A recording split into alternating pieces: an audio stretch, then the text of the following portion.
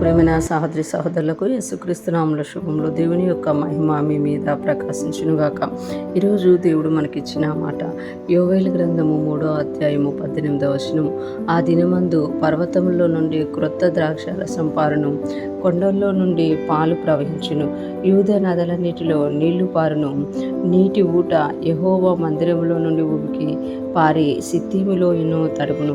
ఈ మాటలు మనము యోవేలు ప్రవక్త ద్వారా ప్రవచనంగా మనము చూడగలమన్నమాట.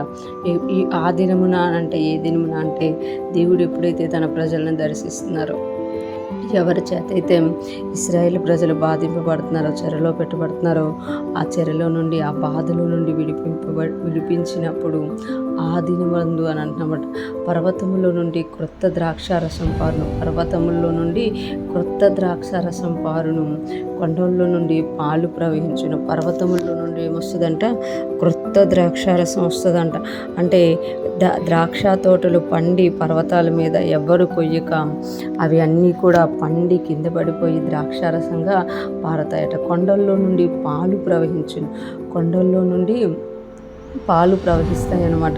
కొండల మీద పశు సంపద అంతా తిరుగుతున్న వల్ల, అంటే వాటిని ఎవరు ఇది చేయకపోవడం వల్ల ఆ పాలు అనేవి ప్రవహిస్తాయి అన్నమాట. యూదా నదులన్నిటిలో నీళ్లు పారును, యూదా నదులన్నిటిలో ఏం పడతాయి అంటే నీళ్లు పారును, నీటి ఊట యెహోవా మందిరములో నుండి ఉబికి పారి సిత్తీములోయను తడుపును. యెహోవా మందిరములో నుండి నీటి ఊట ఉబికి అంట పారి సిత్తీములోయన తడుపుతాడ.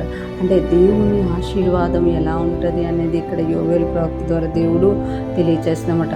క్రొత్త ద్రాక్షారసం అంట, క్రొత్త ద్రాక్షారసం పర్వతాల్లో నుండి పారుతుందన్నమాట. దేవుడు ఎప్పుడైతే ఆశీర్వదింపడం మొదలు పెడతారో, క్రొత్త ద్రాక్షారసం అంటే నూతన అభిషేకము. ఆత్మీయంగా చూస్తే పర్వతము, కొండ అనేది సంఘానికి సూచనగా ఉంటుందన్నమాట. పర్వతాల్లో నూతన అభిషేకం ఉంటుందంట. ఇంకా కొండల్లో నుండి పాలు ప్రవహించును, అంటే బలమైనది సంఘంలో నుండి బయటకు వస్తుంది అనమాట. యూదా నదులన్నిటిలో నీరు పారును, ఎండిపోయిన ప్రతి నది కూడా నీళ్లు పారును. అంటే ఎండిన స్థితి అనేది సమృద్ధిగా మారుతుందంట. నీటి ఊట యెహోవా మందిరంలో నుండి ఉబికి పారి సిత్తీములోయను తడుపును. నీటి ఊట యెహోవా మందిరములో నుండి ఉబికి అంటే దేవుని మందిరములో నుండి సమృద్ధి, దేవుని మందిరములో నుండి ఆశీర్వాదం ఉబికి లోయలను తడిపేటంతగా ఉంటుంది అని దేవుడు తెలియజేస్తున్నమాట. ఈరోజు ఫ్రెష్ మన్నా వింటున్న ప్రతి ఒక్కరూ జ్ఞాపకం చేసుకోవాలి.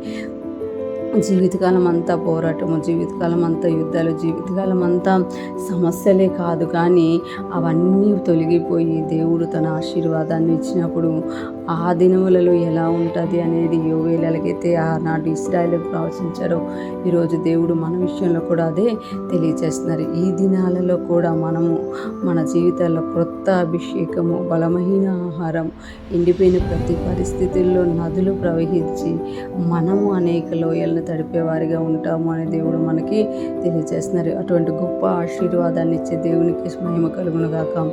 మనము మన పరిస్థితుల్ని చూసి కృంగిపోయే వారంగా కాక దాన్ని మార్చగల శక్తిమంతుడైన యేసు వైపు చూస్తూ ముందుకు సాగిపోదుము గాక. ఆమేన్.